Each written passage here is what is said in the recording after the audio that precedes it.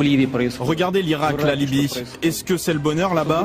Est-ce que ces pays sont en sécurité aujourd'hui? Nous savions tous que Kadhafi était un tyran. Mais pourquoi n'écrivez-vous pas ce qui s'est passé après sa chute? Ce que vous n'aimez pas pour vous-même, ici en France, vous devez comprendre que vous ne pouvez pas l'exporter ailleurs. Parce que finira un jour par ce travail que vous faites pour déstabiliser les pays, finira par arriver à nos portes. Et alors, celui qui aura semé ce désordre ne pourra que récolter ce désordre. Bien sûr, un plan élaboré par le sionisme pour agrandir son État, l'État sioniste d'Israël, mais aussi le choc des civilisations. Êtes-vous prêts à un choc des civilisations?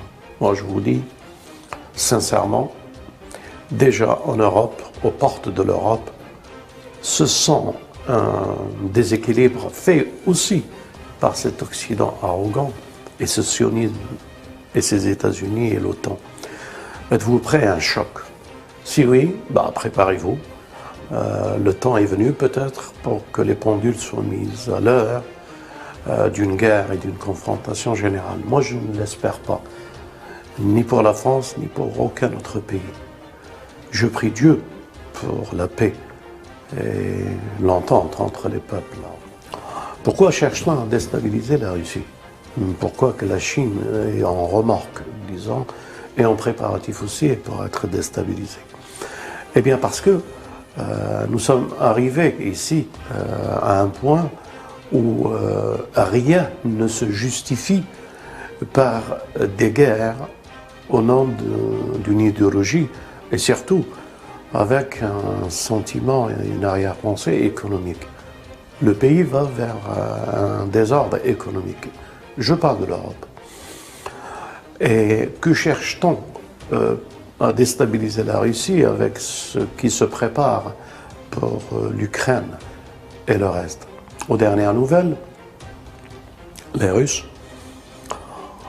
donc j'apporte mon soutien, et les Chinois se rendent compte du grand bluff du démon, de Gog et de Magog, en termes religieux que je le dis, et du système bancaire. Je veux dire par là, ils se rendent compte que l'or investi dans la Fed, dans la Banque fédérale américaine, n'existe plus avec l'histoire allemande. Alors où est passé cet or? Que cherche-t-on à nous imposer ou à nous détourner pour ne pas poser les vraies questions? Où est l'or russe, allemand, chinois et le reste du monde qui ont investi cet or aux États-Unis? Je crois que tout se tourne et tout se présage autour de cette question. Et que les guerres ou les conflits au Moyen-Orient n'ont qu'un avant-goût de ce qui se prépare. Les uns disent Armageddon, les autres disent Al-Malhama, ou les autres disent l'Apocalypse. Sommes-nous prêts à une guerre mondiale?